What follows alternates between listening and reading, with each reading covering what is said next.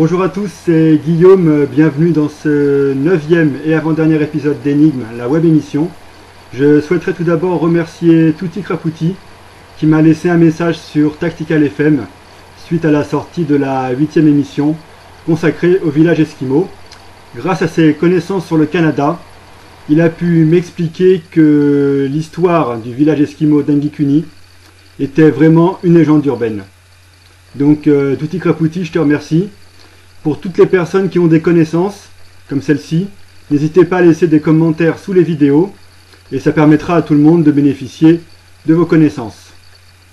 Je souhaitais également dire autre chose, à savoir que cette web-série a été créée bénévolement avec les moyens du bord, donc je tenais vraiment à le souligner, et c'est fait surtout pour aider besoindesavoir.com, qui a eu l'occasion de m'interviewer, avec lequel je travaille pour les traductions du webbot.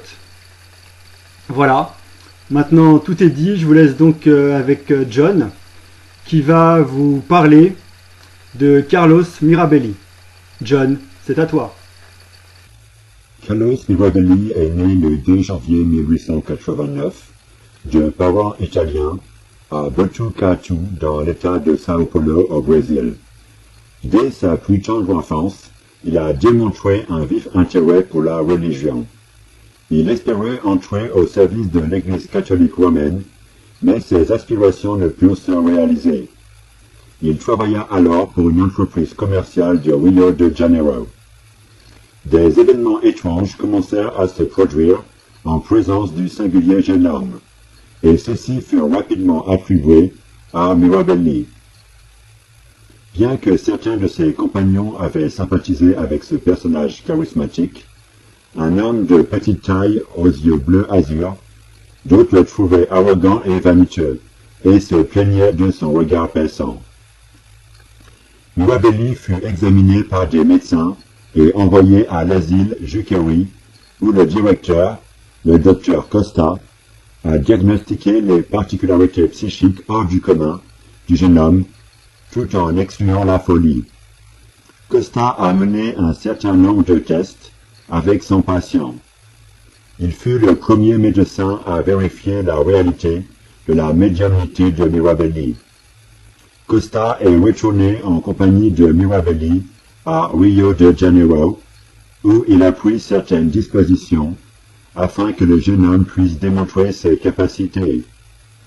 Avec un protocole de contrôle rigoureux, Mirabelli stupéfia une assemblée de médecins. Ces expériences firent sensation et furent rapportées en détail dans les journaux brésiliens. La carrière de Mirabelli était lancée. Mais Mirabelli n'était pas uniquement médium. Son activité dans le domaine du paranormal a été plus que débordante.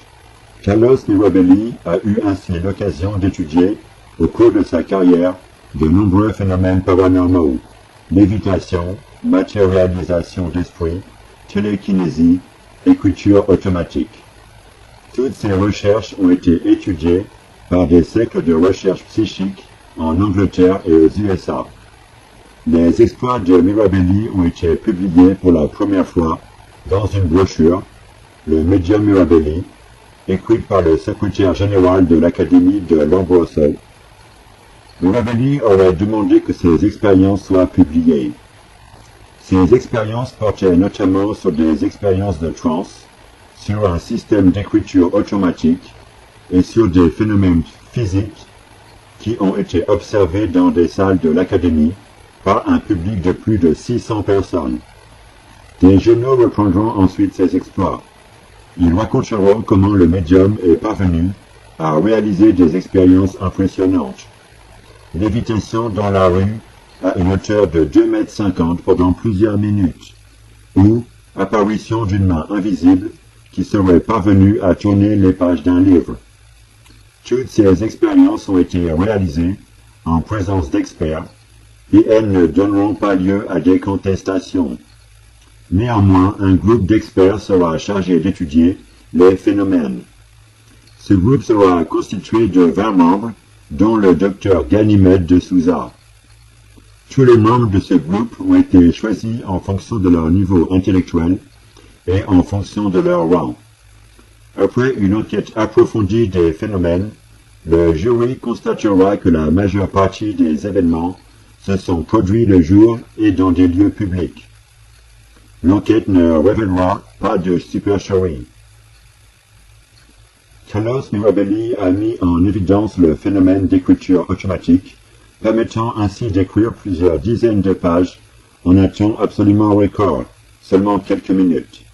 Les exploits réalisés par ce médium sont absolument spectaculaires. Une expérience de matérialisation aura également lieu en présence de témoins. La jeune fille du docteur de Souza sera ainsi matérialisée en face de témoins. Celle-ci était morte quelques années auparavant d'une grippe. La jeune fille était apparue dans ses vêtements de sépulture. Le docteur eut même l'occasion de toucher le fantôme. Carlos Mirabelli eut également l'occasion de réaliser d'autres séances de spiritisme en face de témoins.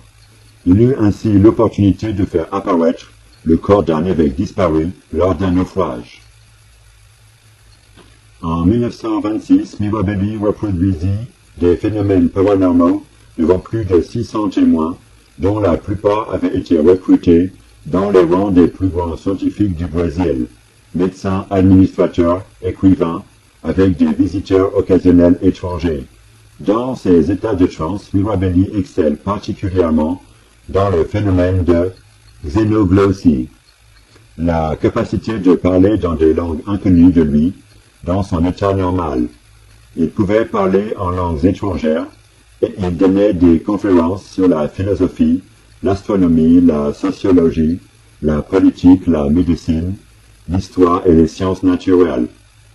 Ses discours ont été prononcés en allemand, français, néerlandais, anglais, grec, polonais, syrien, albanais, tchèque, 4 dialectes italiens, arabes, turcs, hébreux, chinois, japonais et plusieurs dialectes africains, en plus du latin, du grec ancien et de sa langue maternelle, le portugais.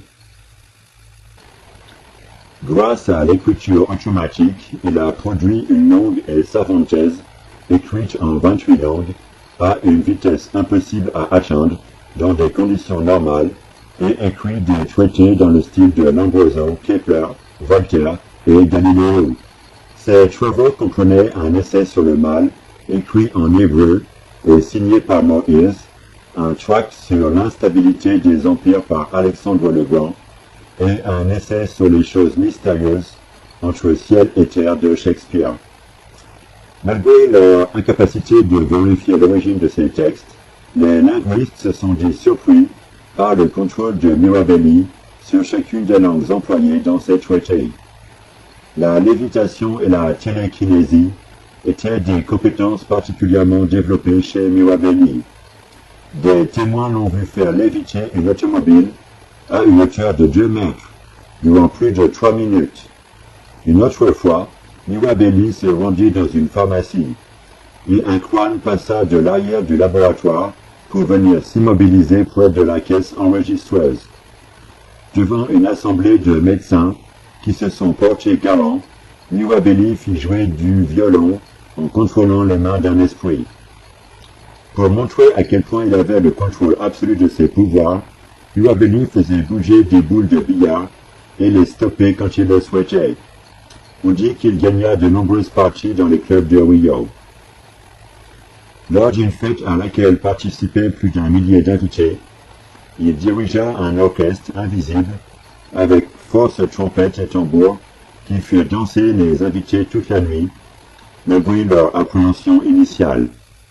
Au cours de nombreuses séances, Mirabelli déplaça des objets inanimés, livres, chaises, lustres, sans les toucher un seul instant.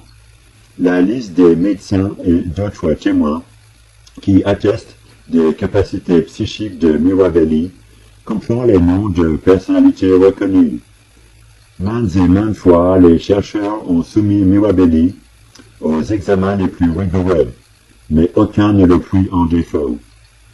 Alors qu'il faisait l'objet d'un examen par les membres de l'Académie Lombroso, Mirabelli fut lié à une chaise. Il réussit à s'élever à une hauteur de plus de 2 mètres et restera suspendu pendant plus de 2 minutes. Plusieurs membres de l'Académie sceptique au début de l'expérience furent convaincus d'avoir été témoins d'un phénomène authentique et non d'une ruse de magicien. Malgré toutes les expériences que Carlos Mirabelli a réalisées en phase de témoin, en 1934, un chercheur du nom de Theodore Westermann, chercheur pour le compte de la Société pour la recherche psychique de Londres, a émis l'hypothèse selon laquelle les expériences de Mirabelli constitueraient une fraude. Il fut le seul à douter des pouvoirs psychiques de Mirabelli. Mirabelli, sans conteste l'un des plus grands médiums au monde, est mort le 30 avril 1951 dans un banal et tragique accident de voiture.